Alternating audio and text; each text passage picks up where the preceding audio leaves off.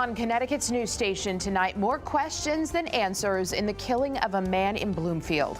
As his family mourns, a killer remains on the loose. We'll take you to a vigil held in honor of Timothy Ross. A problem growing in a neighborhood, rats. Some neighbors are upset over an infestation, but we're looking at what led to the situation and what the city is doing to get rid of the rodents.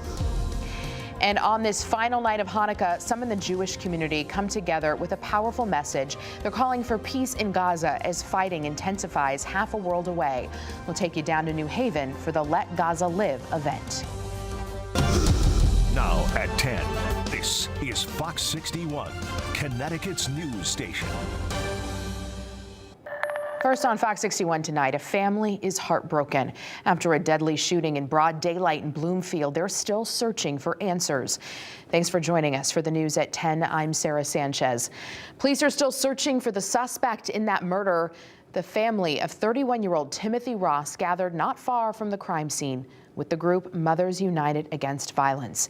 Fox 61's DeAndrea Turner was at that vigil. She joins us in studio with their message tonight. DeAndrea. Sarah, well, this vigil was different than many other vigils put together by Mothers United Against Violence. A lot of the times, family knows who the suspected killer is and the person is already behind bars. But tonight, this family is not only grieving the loss of their loved one, but also grieving the fact that they don't know who killed him. But Lord, we ask you to comfort this family during this difficult time. It's been 10 days since Timothy Ross's family got the news that he was murdered in broad daylight. 10 days of family members not knowing answers as to who killed him. It's a shame that two little girls are without their dad, a fiance without her fiance, a mother without her child. We have to put an end to this violence. Bloomfield police say Ross was shot and killed at the intersection of Cottage Grove Road and Bloomfield Avenue shortly before 9 a.m. on December 4th. Timothy was 31 years old. 2 kids. Christmas right around the corner. And their daddy won't be here. Friends and family of Ross, affectionately known as Cool Q, gathered alongside the group Mothers United Against Violence to honor the life he lived, but also pray the person responsible for his death is caught. We want answers. The family want answers. But most of all, we want to remember his legacy. Police say the suspected shooter was in a small SUV type of car with South Carolina license plates. As the days go by and the families continue to mourn, they are hoping that justice will prevail. I pray for peace for Timothy's family. I pray that God provide innovation on their behalf and give this family justice that they so desperately need. Again, police are looking for the vehicle involved in this deadly shooting, a smaller white-colored SUV with South Carolina license plates with the number JDD955. If you think that you've seen this vehicle or if you have any information about this deadly shooting, you're asked to call Bloomfield Police. In the studio, DeAndrea Turner, Fox 61, Connecticut's news station. Great. Thank you, DeAndrea.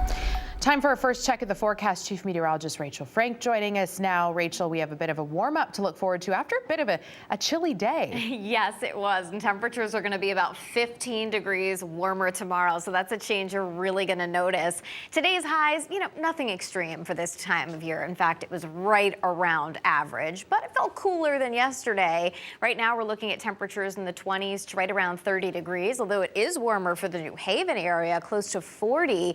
We've got clear skies overhead tonight and temperatures that'll tumble back into the 20s to right around 30 as we head towards daybreak tomorrow. But then look at the rebound in the numbers as we head through the afternoon. We see plenty of sunshine and high temperatures recovering into the lower to middle 50s. And it looks like mild temperatures are going to take us straight through this upcoming weekend. But while the next couple of days will be dry, we do have a rising chance for rain as we head towards the tail end of the weekend. And just like last week, we could get a period of heavy rain and gusty winds for Sunday night into Monday. We're going to talk more about that, what you need to know as we head closer to the weekend. Your full forecast coming up. Thank you, Rachel. An update out of Waterbury tonight. Police arrest a man they say shot a teenager at the Brass Mill Center Mall last Friday. 19-year-old Marcos Gonzalez Jr. is believed to have fired 2 shots into the teen's chest. The teen's expected to be okay. Gonzalez faces a judge this morning in Waterbury. He's being held on $1.5 million bond. Police say it started with a large fight in the food court over a girl.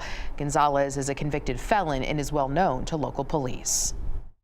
Good evidence in this case. We've got some good witnesses. We were able to develop a lot of information through technology, and we're looking forward to helping our state's attorney through the adjudication process of this case. Police say he tossed the gun near the highway after that shooting, but they were able to recover it. They're expected to make more arrests in the case. New Haven police are investigating 2 deaths. The deaths, they say, are suspicious. Police arrived to Russell Street home around 8 this morning. That's where they found a man and woman both suffering from gunshot wounds. They were pronounced dead at the scene. A gun was found at the house, and another resident of that home was there when officers arrived. New Haven police are asking anyone with information to give them a call. Also out of the Elm City tonight, police say they've arrested a person in a shooting that left a young woman fighting for her life for almost 3 weeks. The juvenile's behind bars on $1 million bond, accused of shooting the 21-year-old woman on November 27th. She was in her car when she was shot. And she did survive, but she's still in the hospital. Police have not revealed if the two know each other or knew each other before the shooting. City officials begin addressing a rat infestation in a Vernon neighborhood. Folks have been fed up with trying to stop the rodents, saying nothing's working because the root cause of the issue has yet to be addressed until this week. Fox 61's Carmen Chow is in Vernon to show us what's happening. Sarah, since Friday, workers in suits have been at this home behind me here on Warren Avenue, cleaning it from top to bottom. Now, not only cleaning it has made the smell more pungent, but it has now also awakened those neighborhood rats. The rats are probably about this big. Large rat traps surround the McVeigh's home on Warren Avenue. These cell phone videos show the rodents on their daily adventure scurrying to find warmth. It's disheartening living next to something like this. Neighbors say the person who lived in this now boarded up home was a hoarder. Through the Freedom of Information Act, the town was able to obtain these pictures showing piles of trash in every room. The trash so bad it created a smell that lingered outside and worsened in the summer. The yard started getting very messy, and then a putrid smell started taking over the air. That's when residents became even more rattled. Signed by 7 homeowners, this letter was drafted to the town expressing their concerns. We had to run our central air for many, many months because we couldn't open windows. Our utility bills went up. The town then immediately responded. The town has been amazing.